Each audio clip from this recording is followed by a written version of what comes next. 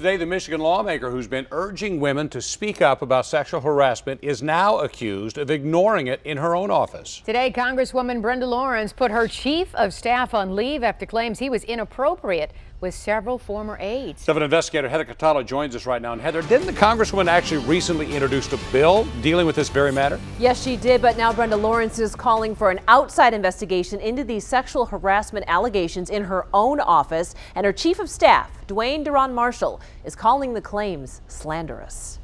So this is the first step of setting the tone of zero tolerance for sexual harassment. That's Michigan Congresswoman Brenda Lawrence in late October telling George Stephanopoulos on ABC's This Week why she wants mandatory sexual harassment training for all congressional employees. She called Capitol Hill a breeding ground for a hostile work environment for far too long. Two questions. Have you witnessed this during your tenure, and what difference will your legislation make? One of the things I found through my experience in private sector, being an EO and equal employer to investigator, where I investigated claims of sexual harassment, is that you have to set a tone. But the tone in Lawrence's own office is now under scrutiny. Dwayne Duran Marshall, seen here in pictures from his public Twitter account, is the Democratic Congresswoman's chief of staff. At least 3 former female staffers told Politico that Marshall repeatedly made them feel uncomfortable with inappropriate comments or touching.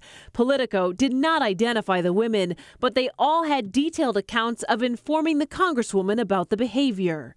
At first, Representative Lawrence issued a statement saying, quote, "None of the concerns brought to my attention involved sexual harassment, behavior I will not tolerate."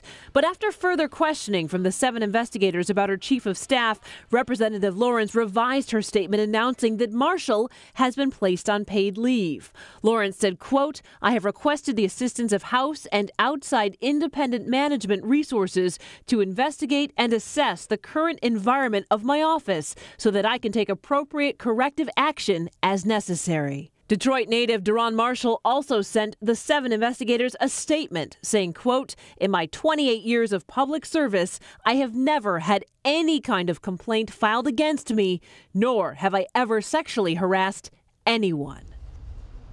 Marshall went on to say that for the last 17 years of his career, he has directly represented women in the workplace. He also said he's going to keep working to find co-sponsors for Lawrence's bill that's called the Congressional Sexual Assault Harassment Training Act. I should also point out his Twitter feed has now been switched to a private account. Now, I know the investigation is underway, Heather, but do we know what the women claim he did? I mean, was it verbal? Was it touching, inappropriate? Do we know? According to Politico, and again, they're the ones that talk to the women, and they have not revealed their names. It was verbal, and it was some touching. A lot of comments on looks and things like that. But they said they went and talked to her about it, and that seems to be the beef at this point. Whether she knew it and she didn't do anything about it. All right, thanks, Heather.